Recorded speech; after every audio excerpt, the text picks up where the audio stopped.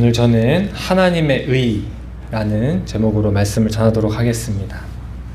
오늘 방금 로마서 1장을 우리가 읽었는데요.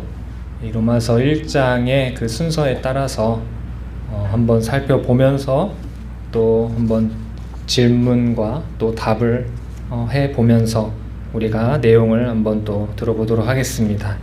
먼저 이 로마서의 이 서문은 바울 사도의 인사로 시작을 합니다. 로마서 1장 1절 하나님의 복음을 위하여 택정함을 입은 사도. 바울이 자신을 소개를 할 때 하나님의 복음을 위해 택정함을 입은 사도다, 이렇게 자기소개를 하고 있는 것을 우리가 볼 수 있는데, 복음, 우리가 복음이라고 하는 것은 무엇일까요? 복음은 예수님 안에 있는 구원의 기쁜 소식을 말하는 것입니다. 그런데 이 사도 바울은 특별히 하나님의 복음이다, 이렇게 하나님을 또 강조하고 있는 것을 우리가 볼 수 있습니다. 이 복음의 원천이자 주제자가 바로 하나님이시다라는 것을 밝히고 있는 것을 우리가 볼 수 있습니다. 그렇다면 이 바울이 로마서를 기록한 이유가 무엇이었을까요?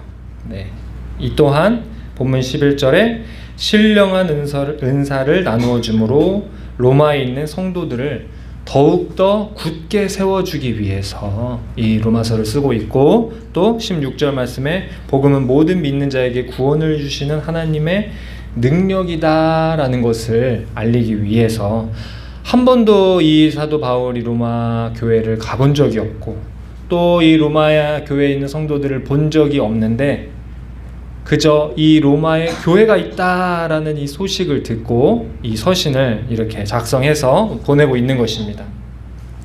이 바울이 로마 교회를 향해서 가르치고 있는 이 복음의 특징이 무엇인가? 복음의 특징, 바로 복음은 역사성이 있다는 것입니다. 복음이 2000년 전 예수님과 함께 갑자기 짠 하고 나타난 것이 아니라 역사성이 있다. 언제부터 시작했을까요? 자, 우리 로마서 1장 2절 말씀에 하나님께서 선지자들을 통해 그의 아들에 대하여 미리 약속하신 것이라고 소개가 되어 있습니다. 우리 예수님께서 오셔서 복음이 완전하게 완성이 되었지만, 이미 이 복음이라는 것은 이미 오래전부터 계획이 되었던 것인데, 또 계속해서 증거되어져 왔던 것인데, 어디까지 를 복음의 시작으로 우리가 볼 수 있을까요? 에베소서 1장 4절 말씀에 곧 창세전에 그리스도 안에서 우리를 택하사 우리로 사랑 안에서 그 앞에 거룩하고 흠이 없게 하시려고 라고 말씀하고 있습니다. 그러니까 복음의 시작은 언제입니까? 창세전에. 복음의 시작은 우리가 이 땅에 태어나기도 전에, 이 세상이 만들어지기도 전에 하나님의 그 작정 안에서 그 하나님의 그 구원의 계획이 다 있었다는 것입니다. 이 역사 속에서 영원 전부터 이 존재하던 복음이라는 것이 하나님의 창조와 함께, 그리고 이 하나님의 백성들의 역사 속에, 언약의 그 역사들 속에 나타나는 것입니다. 이 창조와 또 구약 시대를 거쳐서 점차 드러나다가 예수님의 성육신, 그리고 죽으심의 사건, 그리고 부활하심을 통해서 이 복음이란 것이 명명백백하게 드러나고 있는 것입니다. 창세기 3장 15절 말씀에 보면 이런 내용이 있습니다. 내가 너로 여자와 원수가 되게 하고 내 후손도 여자의 후손과 원수가 되게 하리니 여자의 후손은 내 머리를 상하게 할 것이요 너는 그의 발꿈치를 상하게 할 것이니라. 이 창세기에서 하와를 꾀어서 죄를 짓게 한 이 사탄을 향해서 하나님이 심판의 말씀을 하고 계시는 겁니다. 그런데 그 내용이 무엇이냐? 하나님께서 여자의 후손으로 너의 머리를 상하게 할 것이다, 이 사탄의 머리를 상하게 할 것이다 라는 말씀을 하고 계시는데, 이 사탄의 심판이라는 것은 곧 죄의 소멸을 뜻하는 것이고 인류의 구원의 깊은 소식을 알리는 것이 되는 것입니다. 그래서 이 창세기 3장의 말씀을 원시복음이다 라고 또 이렇게 표현을 하기도 합니다. 로마서 1장 2절 말씀에 이 복음은 하나님이 선지자들을 통하여 그의 아들에 관하여 성경에 미리 약속하신 것이라. 이 하나님의 창세전의 그 작정 속에 있던 그 복음의 내용이, 하나님의 창조와 시작과 함께 아담과 하와가 죄로 인해서 타락하고 넘어지고 하였지만 또 하나님께서 구원하여 주시고 살 길을 열어주시면서 이후에 노아, 아브라함, 모세 그리고 수많은 구약의 선지자들을 통해서 이 사실이 계속해서 반복해서 거듭돼서 증거되고 있는 것입니다. 이 복음의 역사와 이스라엘 역사가 같이 흘러가는 것을 우리가 볼 수 있는데, 이 바울은 이 복음이라는 것이 곧 그 아들에 관한 것이다 라고 말하고 있습니다. 오늘 본문 3절에 보면 예수님의 성육신 사건을 말하고 있고, 또 4절에서는 성결의 영으로 부활하셨다 이렇게 말하고 있는데, 사도 바울이 말하는 이 복음의 핵심은 예수님이 육신을 입고 오셨다라는 사실과 그리고 부활하셨다라는 이 사실입니다. 이 예수님이 이제 온 땅의 통치자가 되시고 또 온 땅을 다스리시는 주권자가 되시는 것, 이것이 바로 복음이라는 것입니다. 이 예수님의 부활 사건은 뱀의 머리를 부수고 온 땅의 왕이 되신 그 예수님의 왕의 즉위식과 같은 것이 바로 부활의 사건이다라는 것입니다. 그렇다면 이 예수님의 부활 이후에 복음은 어떻게 되었겠습니까? 예수님께서 승천하시기 전에 이 하늘과 땅에 있는 모든 권세를 제자들에게 이렇게 위임하시고 이제 올라가시는 것을 우리가 볼 수 있습니다. 그래서 제자들이 이 예수님의 완전히 이루시고 성취하신 이 복음을 제자들이 들고 이제 전 세계 열방 가운데로 나가서 복음을 전했던 것입니다. 이 그리스도께서 온 땅을 정복하시고 온 땅을 다스리시고 온 땅을 향한 주권자가 되시는 것은 다름 아닌 복음을 통해서, 복음을 전함을 통하여 복음을 믿는 주의 백성들이 계속해서 늘어남으로 그렇게 정복하고 다스려 나가시는 것입니다. 이 로마서 1장 5절 말씀에 그로 말미암아 우리가 은혜와 사도의 직분을 받아 그 이름을 위하여 모든 이방인 중에서 믿어 순종하게 하나니.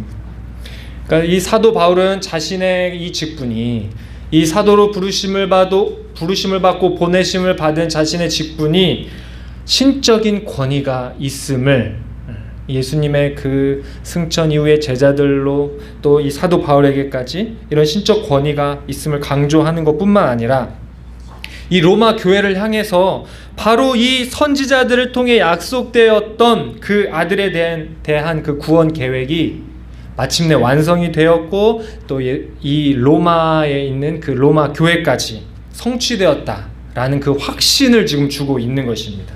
그러니까 이 복음의 역사에 쭉 연결을 해서 로마 교회까지 연결을 지금 딱 시켜주고 있는 것을 우리가 볼 수 있습니다.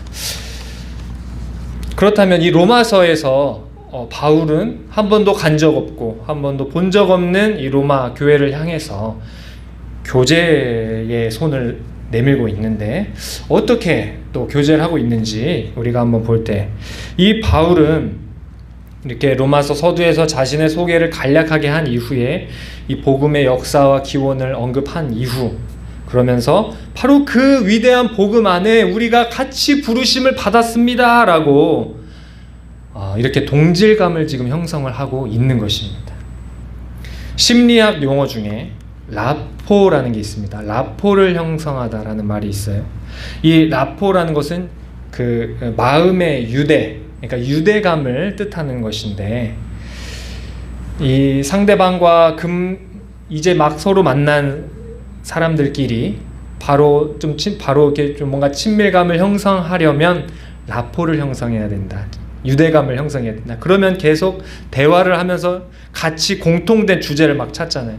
취미가 뭐냐, 어디 지역 사람인지 이것저것 막 물어보면서 어떻게든 그 같은 접점을 막 찾아내잖아요.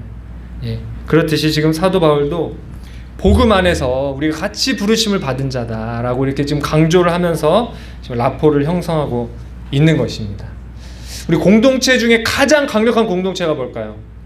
공동체 중에 가장 강력한 공동체는 신앙 공동체입니다. 각기 고향도 다르고 나이도 다르고 성별도 다르고 심지어는 인종이 다를 수도 있는데, 그러나 한 가족이 될 수 있다는 것입니다.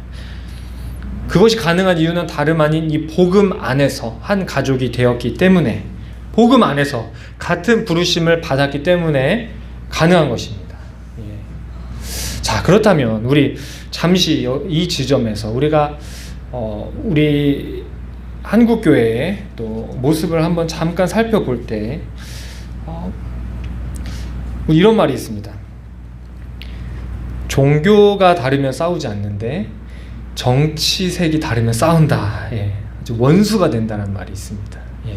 또 이 다른 종교를 믿는 이 타 종교인들과는 잘 어울리는데 이 정치 색깔이 안 맞으면 이 밥도 같이 안 먹는다는 거예요. 예. 이 한국교회 안에서도 예. 자, 어떻습니까? 우리의 라포 형성은 어떻습니까? 우리의 라포 형성은 우리는 이 복음 안에서 하나님 아래 형제 자매요 이렇게 유대감을 형성하고 있습니까? 아니면은 이런 정치 성향 안에서 그 유대감을 가지고 뭔가 이렇게 그룹을 형성하고 있습니까? 복음이라는 건 정치를 뛰어넘는 것입니다. 할렐루야. 모든 정치 세력과 정치인들은 오히려 복음의 판단을 받아야 됩니다. 그리고 그들이 하는 그 정책이, 그들의 하는 그런 정치 활동이 복음에 가까운지 아니면 복음에서 멀리 떨어져 있는지, 우리 그리스도인들이 복음 활동을 자유롭게 하는 걸 보장하는지 아니면 그리스도인들이 복음 활동을 못하게 규제하는지, 우리는 이것을 두 눈에 불을 켜고 봐야 되는 것입니다. 기독교 역사는 계속해서 이런 싸움이었기 때문입니다. 자, 우리 지금 오늘도 우리 성원교회로 이렇게 모여서 우리가 같이 또 예배를 드리고 있는데, 우리는 모두 다 복음 안에서 한 부르심을 받은 자들인 것입니다. 우리 곁에서 함께 예배하는 이 우리 교회의 성도님들, 어디 멀리 있는 그 나랑 참 친했던 친구, 또 멀리 있는 친척이 아니라 가까이 내 옆에서 같이 이 하나님의 말씀, 이 선포된 하나님 말씀을 같이 받아먹고 같이 누리는 이 가족, 이 가족을 우리가 더 잘 챙겨야 될 줄로 믿습니다. 예. 우리 좌우로 한번 인사해 보겠습니다. 우리 주님 안에 한 가족입니다. 주님 안에 가족입니다. 예, 좋습니다. 예, 복음 안에서 우리는 한 가족인 것입니다. 예. 그렇다면 아니 이 사도 바울이 로마에 교회가 있다는 소식을 들었을 때 굉장히 놀랐습니다. 그리고 이 사도들 중에도 복음을 들고 로마로 가지는 않았습니다. 그런데 어떻게 이 로마로 복음이 전해졌을까요? 아마도 우리 사도행전 2장 10절의 말씀에 보면 오순절에 전 세계에서 유대인들이 모였습니다. 흩어졌던 유대인들이 예루살렘으로 모여서 오순절을 지키는데 그 중에 누가 있었냐? 로마로부터 온 나그네 유대인들이 있었다. 이렇게 나와 있습니다. 그러니까 로마로부터 오순절을 지키기 위해 왔던 이 유대교인들인데, 이 예루살렘에 와서 이 사도행전에 하늘로부터 불의 혀같이 임하는 성령을 목격하고, 혹은 베드로가 또 전해준 그 복음을 듣고, 그리고 예수님을 믿고, 그렇게 이제 로마로 가서 신앙 공동체를 형성했다라고 이렇게 추정해 볼 수 있는 것입니다. 이 로마라는 도시, 그 당시에 이 로마 제국의 중심지, 이 도시가 가지고 있는 전략적이고 아주 이 로마라는 도시가 복음화되면은 전 세계에 미칠 그 영향이 얼마나 클지에 대해서 사도 바울은 잘 알았습니다.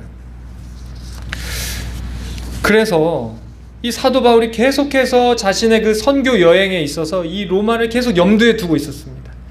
반드시 로마에 가서 복음을 전해야 되는데, 반드시 이 로마에도 교회가 세워져야 되는데 하고, 사도 바울이 마음에 늘 빚진 자처럼 마음에 부담이 있었는데 가지 못했다는 것입니다. 근데 왜 가지 못했을까요? 사도 바울은 이 소아시아 지역의 선교가 너무 바쁘기 때문에, 그래서 이제 미처 신경 쓰지 못했다는 것입니다.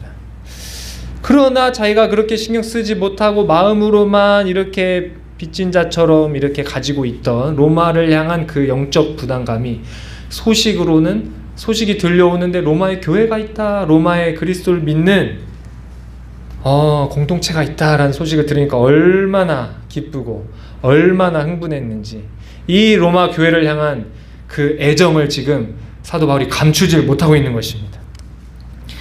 그런데 이 로마에 교회가 있다는 이 소식이 이 모든 이 기독교 공동체 가운데 소식이 막 알려지고, 그리고 이 로마로부터 이 복음이 또 계속해서 지속해서 전해지고 있다는 이 소식을 사도 바울이 너무너무 기뻐서, 비록 몸은 그곳에 가지 못할지라도 이 서신으로, 편지로서 그 로마 교회를 향하여 또 인사를 하고 있는 그 내용이 바로 이 로마서가 되는 것입니다. 자, 그러면 이 로마를 향한 이 바울의 복음 전파, 이 로마 교회를 향하여 비록 직접 가지 못했지만 이 지금 이 로마를 향한 영적 이 부담감을 가지고 있는 이 바울은 어떻게 또 복음, 이 로마를 향한 그 복음을 또 진행을 시켰을까요?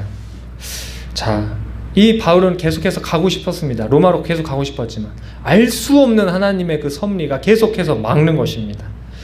그래서 계속 소아시아를 이렇게 돌다가 결국에는 사도 바울이 로마로 가는 꿈을 이루게 됩니다. 그 꿈을 어떻게 이루게 되었을까요? 체포되어서, 그리고 로마로 이제 압송을 당하게 됩니다. 이제 재판을 받으러 가게 되는 것으로 이 로마로 가는 그 꿈을 이루게 되는 것을 우리가 또 사도행전을 통해 또 볼 수 있는데요. 그러니까 이 사도 바울은 복음을 전할 때 자기가 가고 싶은 지역, 자기가 세우고 싶은 그 교회를 막 세우고 다닌 게 아니라 전적으로 하나님이 가게 하신 곳, 전적으로 하나님이 하게 하시는 일을 하였다는 것입니다. 자, 그렇다고 해서 그렇게 가지 못하게 하나님의 알 수 없는 섭리로 막았다고 해서 사도 바울이 가만히 있는 것이냐? 아닙니다. 계속해서 기도로서 그 로마를 품고 기도를 했던 것입니다. 계속해서 이 사도 바울의 비록 이 물리적인 세계는 제한도 있었지만 사도 바울의 영적 세계는 제한이 없이 전 세계를 품고 전 세계 복음화를 향하여 그렇게 기도했던 것입니다. 이 바울이 로마서를 통해서 지금 이 로마 교회를 향한 그 메시지가 뭐냐면, 사도 바울이 깨달은 그 복음, 사도 바울이 전하는 그 복음의 정수를 지금 담아서 지금 전해주고 있는 것입니다. 이 성도들에게 이제 이 복음의 확장을 위해서 우리 같이 동역합시다 라고 지금 하고 있는 것입니다. 이 바울이 오랜 이 이방 세계에서의 이 선교 활동과 그 경험과 그 노하우를 이제 이 로마 교회와 함께 나누면서 더욱더 이 복음의 역사가 크게 일어나기를 지금 바라고 있는 것입니다.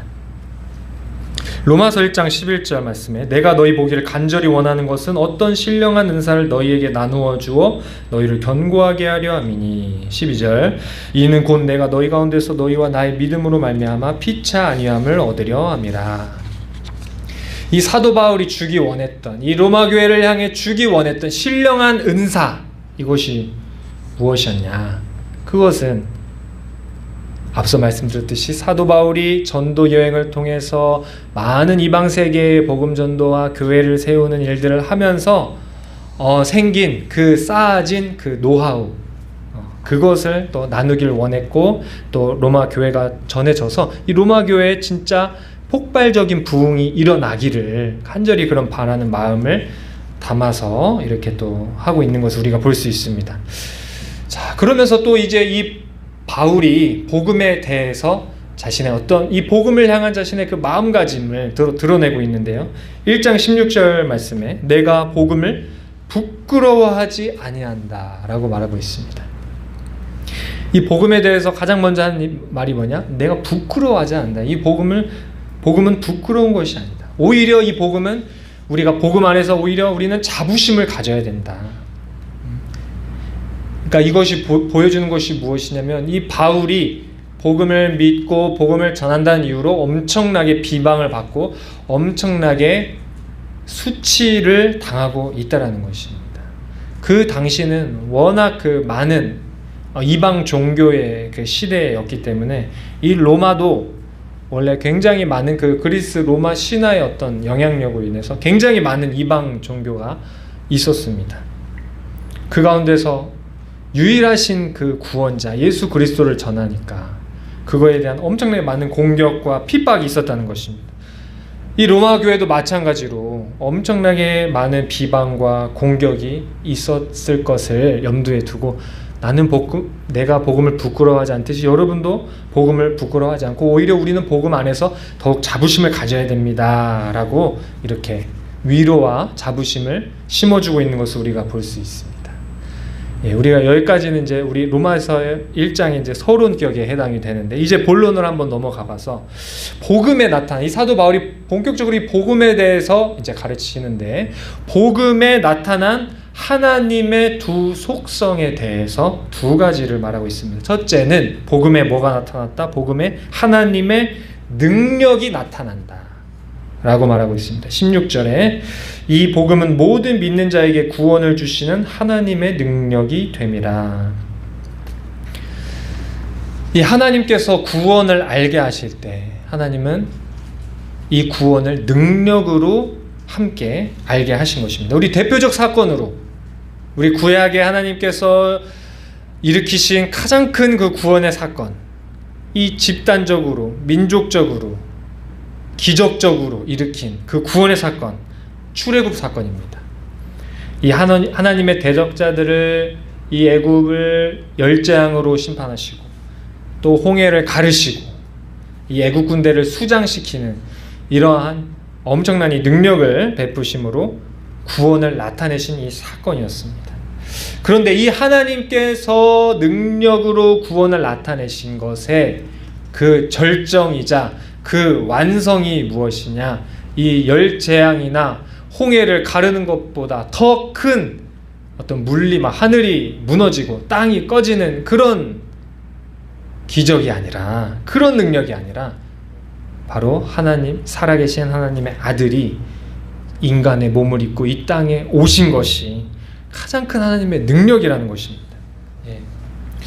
그리고 이 인간의 몸을 입고 오신 그 예수님께서 세상 모든 죄를 지고 십자가에 달려 돌아가신 것, 이것이 가장 큰 능력이라는 것입니다. 그리고 이 예수님이 3일 만에 죽으시고 부활하신 이 사건이, 이것이 가장 큰 구원의 능력이라는 것입니다.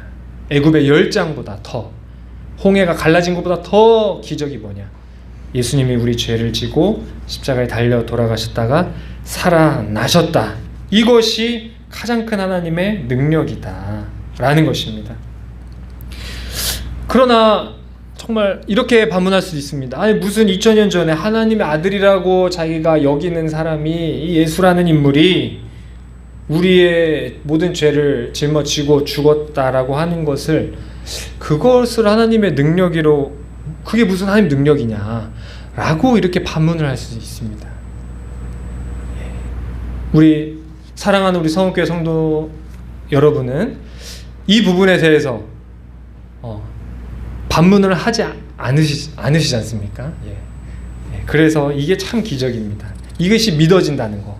근데 이 세상 사람들은 아니, 그 어떤 한 현자가 그렇게 있다가 뭐 정치적 핍박을 받아서 죽은 게 뭐 그게 큰 의미가 있느냐라고 본다라는 것입니다.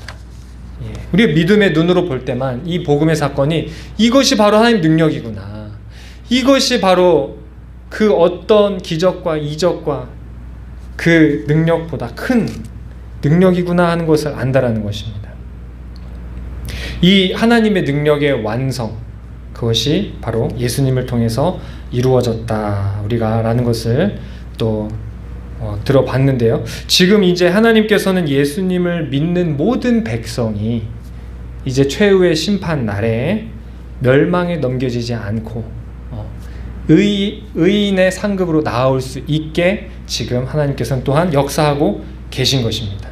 그렇다면 이 복음의 능력이 누구에게 먼저 나타났습니까? 이 복음의 능력이 오늘 말씀 16절에 첫째는 유대인에게요, 또한 헬라인에게로 나타났다라는 것을 우리가 볼 수 있습니다. 복음이라는 것은 먼저 이 이스라엘에게 약속된 메시아, 이 오실 메시아, 그 구속자를 보여주시기 위해 유대인을 향해 먼저 이 구원이 계시되었지만, 이제는 헬라인, 즉 이제 오신 예수님을 믿는 이방인들에게도 동일하게 하나님의 은혜를 믿음으로 구원받는 삶이 이제 펼쳐지고 있다라는 것을 사도 바울이 또 가르쳐 주고 있습니다.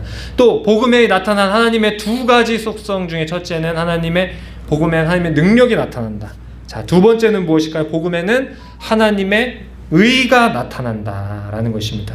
오늘 말씀 17절에 복음엔 하나님의 의가 나타나서 믿음으로 믿음에 이르게 하나니 기록된 바 오직 의인은 믿음으로 말미암아 살리라 함과 같으니라. 이 구원이라는 것은 불의로 인하여 죽을 수밖에 없었던 자가 도저히 우리 안에서는 생겨날 수 없는 낯선 의, 즉 하나님의 의를 받아서 누리게 된 것이 바로 구원이다라는 것입니다.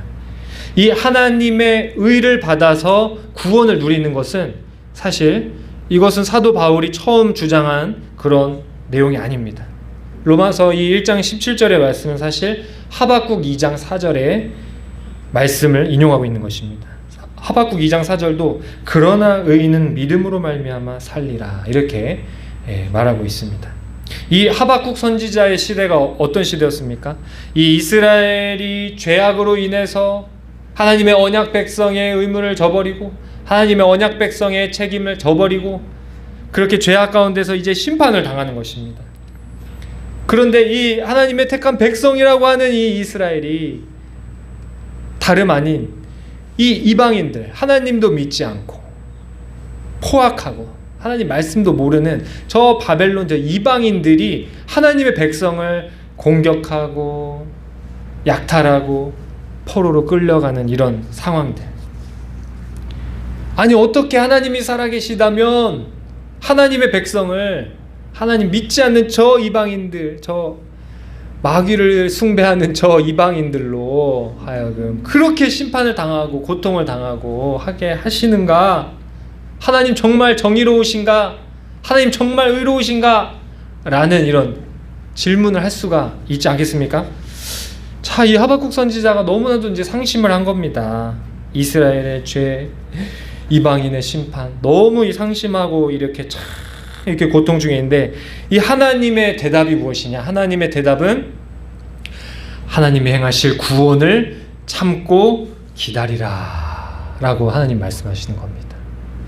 하나님이 이루실 구원을 기다리고 기다려라 하는 것입니다. 그러면서 이 말씀을 깨달은 하박국이 의인은 믿음으로 말미암아 살리라. 믿음으로 사는 것이구나.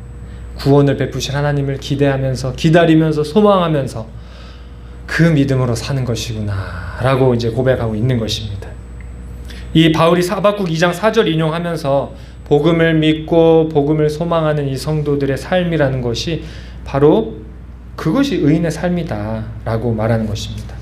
아직 예수님이 오시기 전에 하나님을 믿는 이 백성들은 어떻게 구원을 받았겠습니까? 이들은 구약의 백성들은 아직 예수님이 오시지 않았기 때문에 예수님에 대해서 알지 못하지만 그러나 다윗의 후손으로 오시는 메시아에 대한 존재는 알았습니다.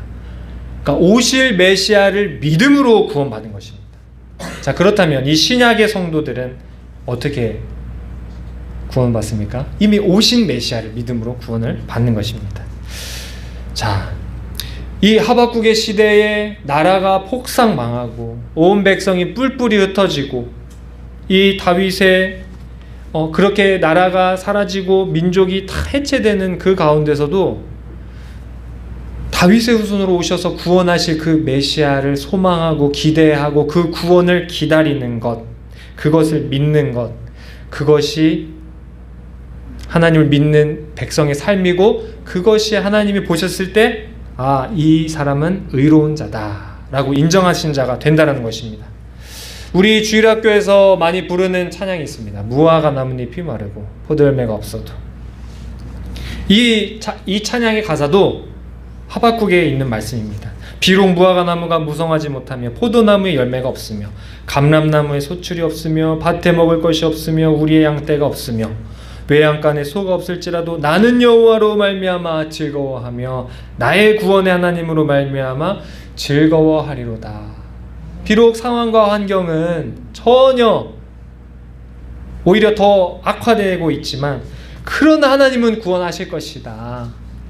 그러나 하나님께서는 우리의 기대를 저버리지 아니하시고 끝내 구원하실 것이다 라는 이 믿음을 하나님이 의롭다라고 여기시는데, 자, 이 구약의 모든 성도들이 기다리던 이 메시아를 통해서 결국에는 이 모든 하나님의 구원을 기다리고 고대하는 자들을, 그들의 소원을 이루어 주신 것입니다. 자, 이것이 하나님의 의라는 것입니다. 예수님을 이 땅에 보내주신 것. 바벨론 그 제국을, 이 이스라엘 백성들을 못살게 구는 바벨론 제국을 심판하고 바벨론 제국을 무너뜨리는 것이 하나님의 의가 아니라, 하나님의 의는 하나님의 구원을 기다리는 자에게 예수님을 보내주시는 것이 하나님의 의다, 라는 것입니다. 우리가 생각하는 정의와 우리가 생각하는 공의와 우리 일반적으로 생각하는 정의와 공의, 그리고 하나님의 정의와 공의는 다릅니다. 미국 하버드 대학교 교수인 마이클 샌델이라는 이 교수가 정의란 무엇인가 라는 책을 내서 굉장히 화제가 됐었습니다. 나오자마자 막 서울대 도서관 대출 1위가 되고 몇 년간 베스트셀러 목록에 올랐던 책이었습니다. 그런데 특이한 점은 미국 본토보다 한국에서 더 인기가 많았다는 겁니다, 이 책이. 그래서 이 책을 보고, 이 현상을 보고 비평가들이, 아니 이 한국 사람들이 얼마나 이 정의에 대해서 갈구하는지를 이거 참 잘 보여주는 현상이다 라고 이렇게 얘기를 한 것을 본 적이 있습니다. 보통 정의 또 공의, 그런데 이 공의라는 이 표현은 잘 쓰진 않죠. 오히려 이제 공의보다는 공정, 정의, 공정 이런 단어를 많이 쓰는데, 이 세상 정치인들은 공의와 이 공정과 또 정의를 막 외치면서 그 단어에 대한 그 정의가 무엇인가, 이것이 정의다, 이것이 공정이다 라고 하면서 여러 가지 막 정책들을 쏟아놓죠. 그래서 그 단어에 대한 자신들의 그 도덕적 우월감과 사회적인 지배력을 더 강화시키려고 합니다. 그러나 우리 그리스도인들은, 참된 하나님의 의를 믿는 우리 그리스도인들은 그것에 속아서는 안 되는 것입니다. 하나님의 의, 바로 예수 그리스도 없이는 아무리 정의를 외치고 아무리 공정을 외쳐도 결국에는 그 끝이 어디로 가느냐, 종교는 민중의 앞편이다 선언하면서 사람이 먼저다 이렇게 외치면서 지상 낙원을 약속했던 이 공산주의가 얼마나 많은 사람들을 이 많은 사람들 수용소로 보내고 또 자유를 억압했는지 이미 우리가 역사 속에서 다 우리가 드러나는 것입니다. 지금 우리 남북관계가 굉장히 험악해지고 있는 상황입니다. 북한에서 연일 오물풍선을 막 띄우고, 또 얼마 전에 군사 이 분계선에 이 북한 군인들이 거기다가 뭐 방벽을 막 설치를 하고 지뢰를 매설한다고 그 군사 분계선을 막 왔다 갔다 했다고 합니다. 그런데 그곳에 막 지뢰가 묻혀 있지 않습니까? 그러니까 이 북한 군인들이 와서 방벽을 세우고 이렇게 하려고 하다가 지뢰를 막 밟아가지고 지뢰가 터지는 거예요. 막 이 군인들이 얼마나 끔찍합니까, 그렇죠? 예, 이런 일들이 이제 관측이 이렇게 됐다는 겁니다. 이 그리스도인들은 이 세상에서 말하는 정의와 공정, 이것이 아닌 하나님의 정의 그리고 하나님의 공정을 우리가 제시해야 되는 것입니다. 사람이 먼저가 아닙니다. 인권이 먼저가 아닙니다. 우리는 하나님이 먼저인 것입니다. 복음이 먼저인 것입니다. 하나님으로부터 사람의 사람됨이 회복되는 것이고, 복음으로부터 참된 이 세상의 정의와 공의가 실현이 되는 것입니다. 예수 그리스도를 주인으로 삼아야 진정한 인권이 회복이 되고, 이 땅이 그 그리스도를 머리로 한 그 통치가 이루어지게 된다는 것입니다. 그래서 우리가 이러한 가치를 가지고 이 정의, 공정 이런 단어에 대한 이런 도덕적 헤게모니를 이 세상 정치인들에게 맡겨서는 안 됩니다. 우리가 복음으로 하나님의 정의를 제시를 해야 됩니다. 그래서 우리가 하나님 없는 그릇된 인권, 그리고 하나님 없는 그릇된 그런 하나님 없는 그런 소수자들을 보호한다는 미명 아래에 입법시키려는 차별금지법, 인권조례, 낙태법, 이것을 반대하는 겁니다. 이 법안들에는 하나님에 대한 생각이 전혀 없습니다. 창조주 하나님에 대한 그 창조의 원리, 하나님 말씀의 원리 전혀 고려하지 않는 것입니다. 이 복음이 전해지는 곳에 참된 정의와 참된 공의가 구현되고 이 하나님이 만드신 사람이 정말 사람답게 사는 세상이 구현이 된다는 사실을 기억하는 저와 여러분 되시기 바랍니다. 이제 결론을 맺겠습니다. 이 말씀을 받는 성도로 우리가 어떻게 살아야 될까 할 때, 첫째로 하나님의 의의 소망을 기대하자라는 것입니다. 이 종교개혁자 마틴 루터는 하나님의 의, 이것에 대해서 생각할 때에 내가 지은 죄에 대해서 벌을 내리려고 몽둥이를 들고 당장이라도 후려칠 것 같은 엄격한 그런 모습에 하나님을 생각하고 두려워 떨었습니다. 그래서 이 조그마한 죄를 지어도 얼른 쪼르르 달려가서 고해성사 해주시는 신부님한테 가서 고해성사를 하는 거, 이런 죄를 지었습니다. 그리고 돌아섰는데 또 뭐가 죄를 또 생각이 나. 그럼 또 와서 이거 또 죄를 지었어. 하루에 수십 번 하니까 이제 고해성사하는 신부가 이제 그만 와라, 이제 죄를 이제 좀 모아서 와라, 모아서 하나씩 가지고 오지 말고 모아서 와라. 그러니까 이 마틴 루터가 이처럼 이 죄에 대한 그 의식이 아주 유별났습니다. 그러니까 이 무서운 거예요. 심판하신 하나님, 매를 드시는 하나님. 그 당시에 이 흑사병으로 인해 얼마나 많은 사람들이 죽어 나갔습니까? 그러니까 그런 것들도 막 하나님의 심판으로 보이고 막 얼마나 불안하고 무섭고. 그런데 이 마틴 루터가 이 로마서를 읽다가 하나님의 의가 죄를 지면 언제든지 몽둥이로 후려치려고 하는 그런 무서운 하나님이 아니라, 그런 하나님의 무서운 의가 아니라 바로 우리에게 구원의 은혜를 선물로 주시는 그것이 하나님의 의구나. 그리고 하나님이 그 선물로 주시는 구원의 은혜를, 그것을 믿음으로 받아들이는 자, 그 자를 의롭다 하시는 것, 이것이 하나님의 의구나 라고 이 복음을 깨닫게 된 것입니다. 그러니까 이 하나님에 대한 생각이 엄격하고 심판하신 하나님에서 긍휼과 자비와 사랑이 많으신 하나님이시라는 것을 다 깨닫게 된 겁니다. 그러니까 이 마틴 루터가 이 하나님의 성품을 그냥 엄격하고 무섭고 막 늘 혼날 것 같은 하나님이 아니라 용서해 주시고 기다려 주시고 불쌍히 여겨 주신 하나님이시라는 것을 딱 알자마자 자유해졌다라는 것입니다.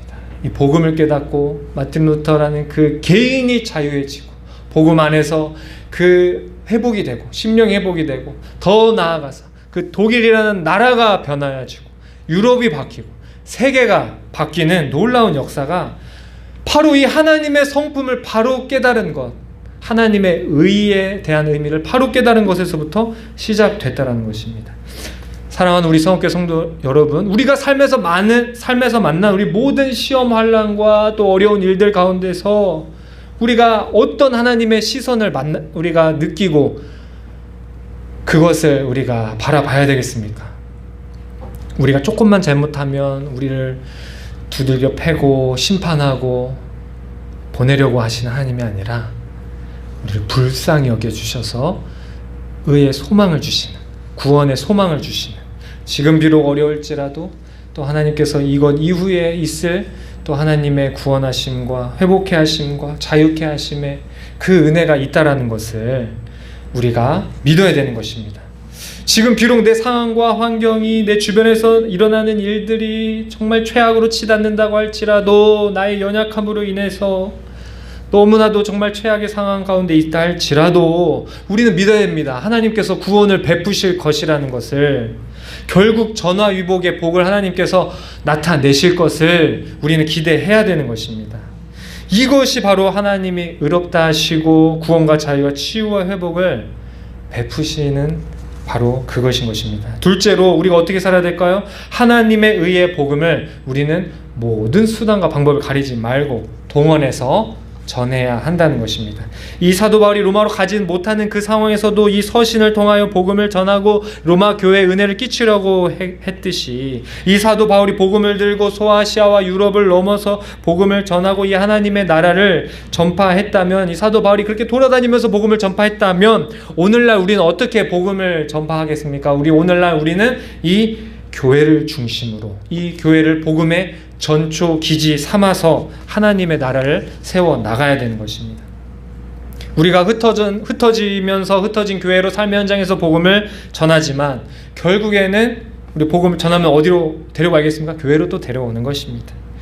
따라서 우리 교회가 잘 세워질 수 있게 우리의 모든 역량을 총동원해야 되는 것입니다. 우리가 맡은 직분이 있다면 그 직분을 잘 감당함으로, 우리 물질이 있다면 물질을 또 드림으로, 나에게 어떤 조금의 재능이라도 있으면 그 재능을 드림으로 아끼지 말고 우리 봉사 헌신으로 나가야 되는 것입니다. 특히 우리 다음 세대를 향하여 제가 권면합니다. 우리 다음 세대가 악기를 잘 연습해서 이 우리의 예배가 또 많은 악기들로 또 풍성하게 될 수 있도록 또 찬양팀이 세워질 것을 또 기대해 보겠습니다. 할렐루야. 예, 이 복음의 전초기지를 이 교회를 더욱 풍성하게 세우는 저와 모든 여러분 되시기를 축복합니다. 예, 기도하겠습니다. 하나님 아버지 감사합니다. 복음에 나타난 하나님의 의를 바르게 알고 믿어서 복음에 나타난 하나님의 크신 사랑과 능력을 삶에서 늘 체험하며 살게 하여 주시옵소서. 환난 중에도 하나님의 의로우신 구원과 응답을 기대하게 하시고